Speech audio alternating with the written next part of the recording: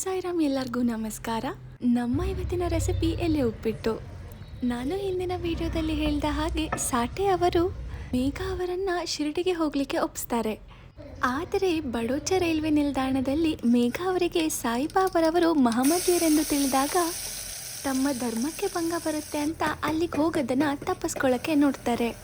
ಆದರೆ ಸಾಟೆ ಅವರು ಮೇಘ ಅವರನ್ನು ಒತ್ತಾಯ ಮಾಡಿ ಶಿರಡಿಗೆ ಕಳಿಸ್ತಾರೆ ಮತ್ತು ತಮ್ಮ ಮಾವನವರಿಗೆ ಪತ್ರದ ಮೂಲಕ ಮೇಘರವರನ್ನು ಸಾಯಿಬಾಬರವರಿಗೆ ಪರಿಚಯ ಮಾಡಿಕೊಡಿ ಅಂತ ಕೂಡ ಹೇಳ್ತಾರೆ. ಮೇಘರವರು ಶಿರಡಿ ತಲುಪಿ ಮಸೀದಿಗೆ ಹೋದಾಗ ಶ್ರೀ ಸಾಯಿಬಾಬರವರು ಉಗ್ರ ಸ್ವರೂಪದಲ್ಲಿರ್ತಾರೆ ಮತ್ತು ಮೇಘರವರನ್ನ ಕುರಿತು, ನೀನು ಇಲ್ಲಿಗೆ ಬಂದರೆ ನಿನ್ನ ಧರ್ಮಕ್ಕೆ ಭಂಗ ಬರುತ್ತೆ ಅಲ್ವಾ, ಹೊರಟು ಹೋಗು ಅಂತ ಹೇಳ್ತಾರೆ.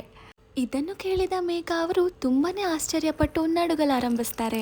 ಅಲ್ಲಿಯೇ ಇದ್ದು ಸಾಯಿಬಾಬರವರಿಗೆ ತಮ್ಮದೇ ಆದ ರೀತಿಯಲ್ಲಿ ಸೇವೆ ಮಾಡೋಕ್ಕೆ ಶುರು ಮಾಡ್ತಾರೆ. ಆದರೂ ಅವರಿಗೆ ಶಾಂತಿ ದೊರಕಲ್ಲ.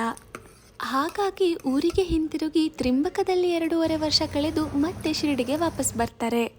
ಈ ಸತಿ ಶಿರಡಿಗೆ ಬಂದಾಗ ದಾದಾ ಕೇಳಕರರವರ ಸಹಾಯದಿಂದ ಮಸೀದಿಯೊಳಗೆ ಪ್ರವೇಶ ಸಿಗುತ್ತೆ. ಸಾಯಿಬಾಬರವರು ಮೇಘರವರ ಮನಸ್ಸನ್ನು ಮಾರ್ಪಡಿಸಿ ಅದ್ಭುತವಾದ ಪರಿಣಾಮ ಉಂಟು ಮಾಡ್ತಾರೆ. ಅಂದಿನಿಂದ ಮೇಘ ಅವರು ಕೂಡ ಸಾಯಿಬಾಬರವರೇ ಶಿವನೆಂದು ಪೂಜಿಸಕ್ಕೆ ಶುರು ಮಾಡ್ತಾರೆ. ಹಾಗೂ ಶಿವನಿಗೆ ಬಹಳ ಪ್ರಿಯವಾದ ಬಿಲ್ವ ಪತ್ರೆಗಳನ್ನು ಅವರು ಪ್ರತಿದಿನ 5 6 ಮೈಲಿಗಳಾಚೆ ಹೋಗಿ ತಂದು ಸಾಯಿಬಾಬರವರಿಗೆ ಅರ್ಪಿಸ್ತಾ ಇದ್ರು. ಈ ರೀತಿ ಮೇಘ ಅವರು ಸಾಯಿಬಾಬರವರ ಪರಮ ಭಕ್ತರಾದರು. ಧನ್ಯವಾದಗಳು. ಓಂ ಸಾಯಿರಾಮ್.